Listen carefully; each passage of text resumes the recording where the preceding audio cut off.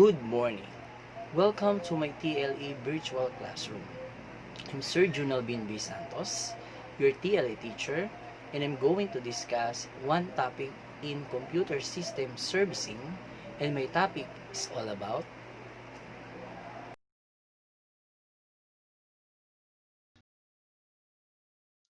computer hand tools.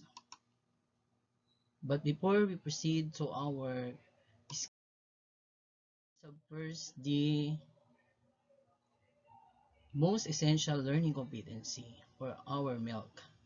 So our milk is plan and prepare for tasks to be undertaken.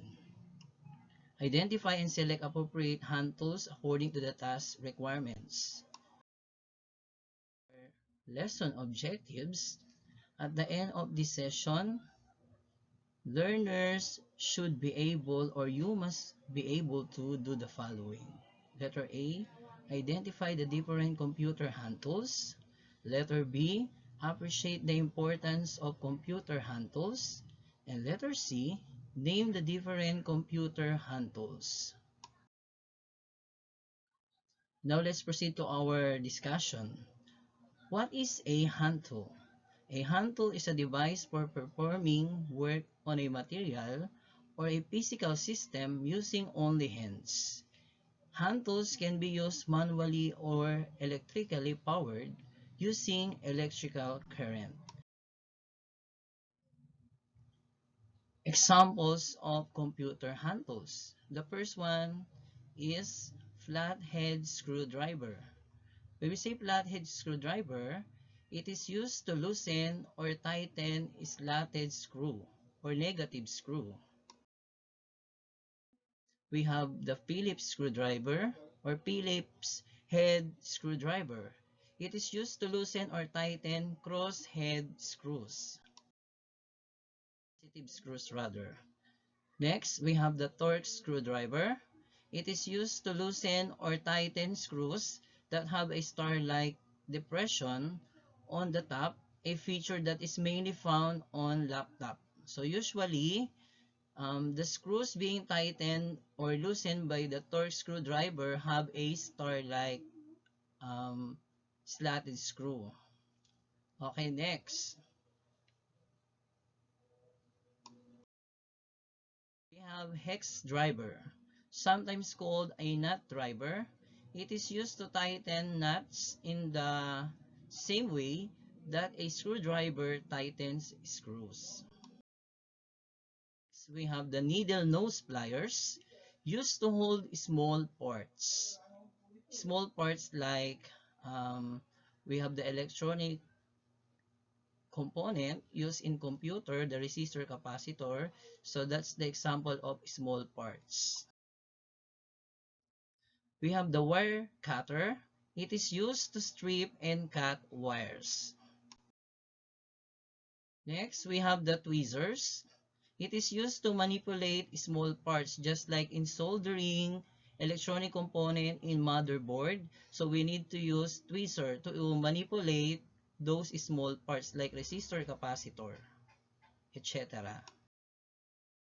We have the part retriever. It is used to retrieve parts from location that is too small for your hand to fit. Last, we have the flashlight. It is used to light up areas that you cannot see well.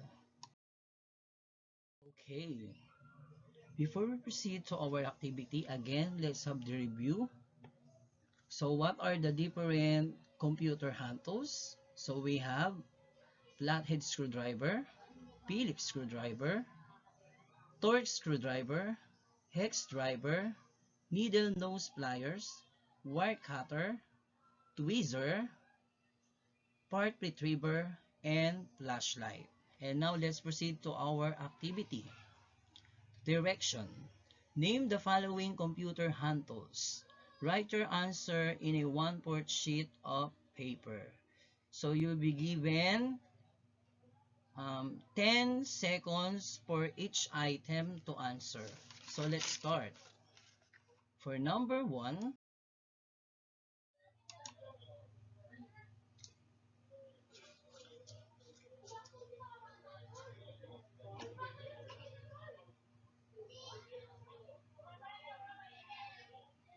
Okay, for number 2.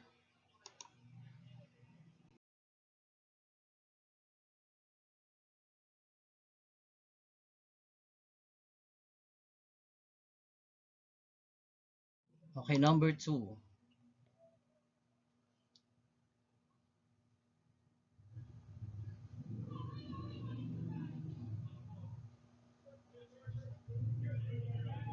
Okay, for number 3.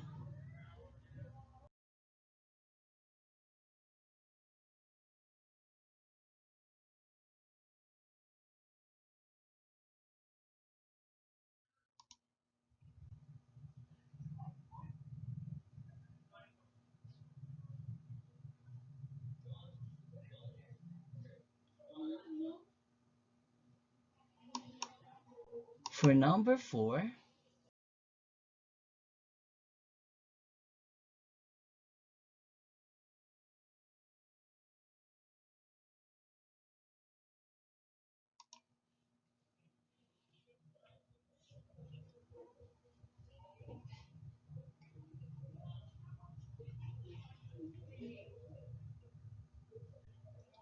And for number 5.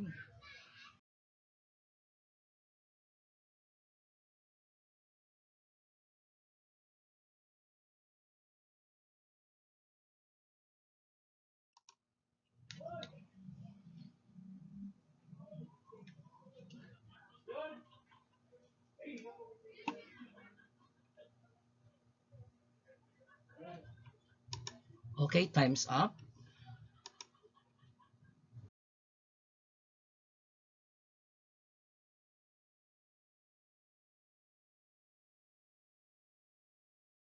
Okay, final answer. Let's check your work. For number 1, we have flashlight. For 2, we have flathead screwdriver or flat screwdriver. We have hex driver. For number 4, we have wire cutter. 5, we have torque screwdriver. Great.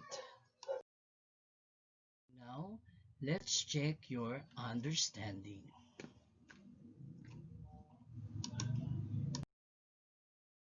Direction. Identify the following computer handles. Select your answer from the given options.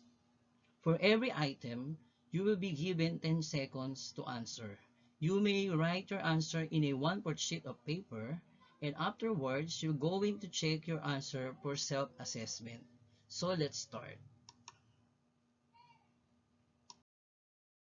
Number 1.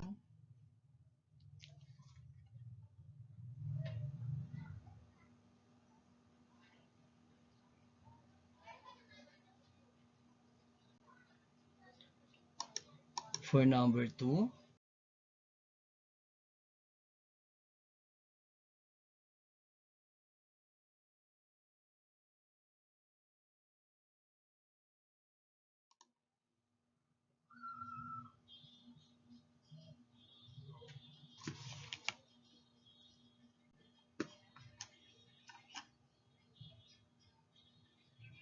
For number 3.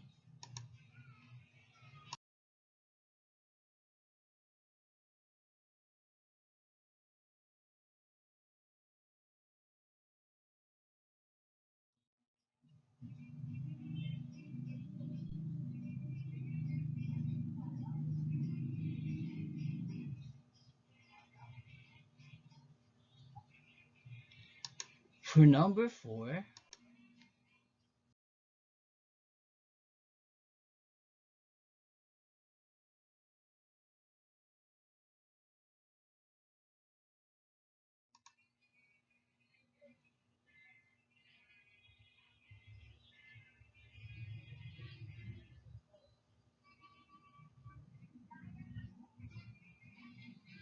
And last one for number 5.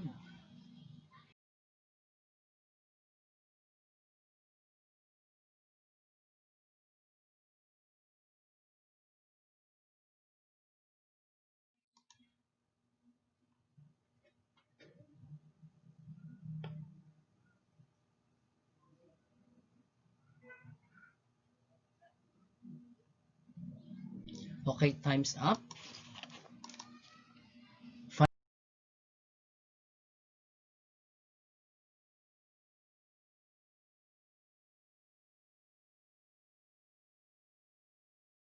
Final answer.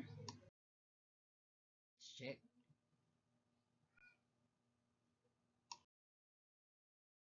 Okay, for number 1, we have wire cutter.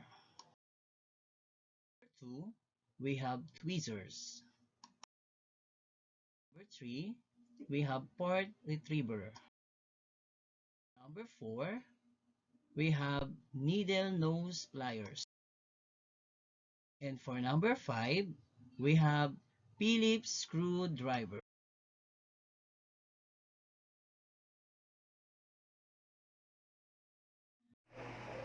Congratulations!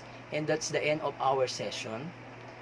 I hope you learned from me today, and I hope to see you again next time. Thank you for watching. Bye!